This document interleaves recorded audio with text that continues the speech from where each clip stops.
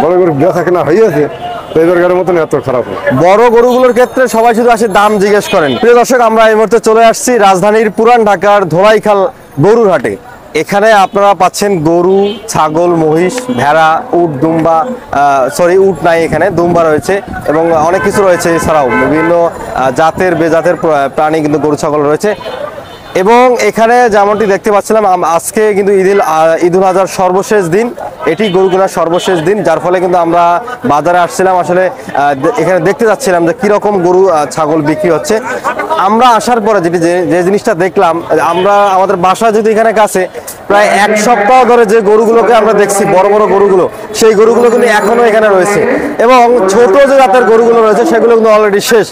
মানে এটার বড় একটি কারণ হচ্ছে যে মানুষ এবার কিন্তু ছোট জাতের পণ্যগুলোকে, মানে প্রাণীগুলোকে বেশি পছন্দ করছেন তাদের কোরবানি দেওয়ার জন্য। আমরা কয়েকটা গণমাধ্যমে দেখেছি যে ছোট যে প্রাণীগুলো রয়েছে সেগুলোকে কৃত্রিম সংকট তৈরি করা হয়েছে এবং ছোট প্রাণীগুলোকে, বিশেষ করে গরুগুলোকে বাজার থেকে সরায় রাখা হচ্ছে, যেন বড় গরুগুলো বিক্রি করা হয়।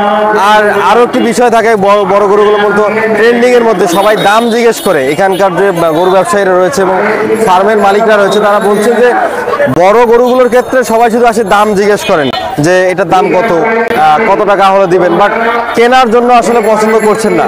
কারণ বড় গরুগুলো মূলত মানুষ পছন্দের জায়গা থেকে 5 লক্ষ টাকার যে মাংস আছে সেই গরুটা কিন্তু 10 লক্ষ টাকা চেয়ে বসে থাকে, যার ফলে কিন্তু একটা প্রভাব পড়ে, ক্রেতারা সাধারণত কিনতে চায় না। এবং এটি আসলে বাস্তবতা আমরা দেখলাম রাজধানীর ধোলাইখালে, যে বড় গরুগুলো এখনো বিক্রি হয়নি, এখনো রয়েছে। এবং অনেক পাইকার যারা রয়েছে, গরুর পাইকার, তারা বলছেন যে তারা কিন্তু বড় গরুগুলো আনার পরে তারা কিন্তু লস ভুগছেন।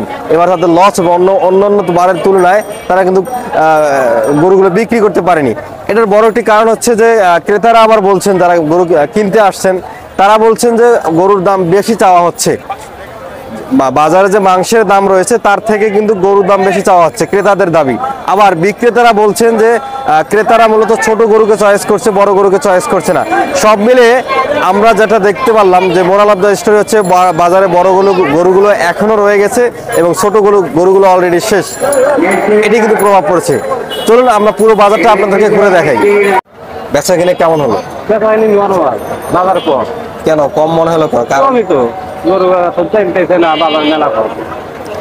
মানে বড় গরুর চাহিদা বেশি না ছোট গুলোর চাহিদা বেশি? বড় ছোট মিলে এবার বাজার বেশি ভালো না, তো বাজার ভালো থাকে, বড় দাম থাকে, ছোট দাম থাকে। অনেকে বলছে যে ঢাকার বাইরে গরুর দাম বেশি, ঢাকার মধ্যে কম। এটা না, ঢাকার বাইরে আমি বেশি কিনে তা জানি না, কিন্তু ঢাকার ভেতরে কম। আমরা দিন আছে কম পাচ্ছি। কম পাচ্ছে। কয়টা গরু আনছিলেন? এখন আছে কয়টা? 13টা গরু আনছিলাম, এখনো 4টা আছে। 4টা আছে। কয়দিনই 13টা গরু বেচলেন? আইসি শুক্রবারের দিন, মানে 8 দিন হয়ে গেছে।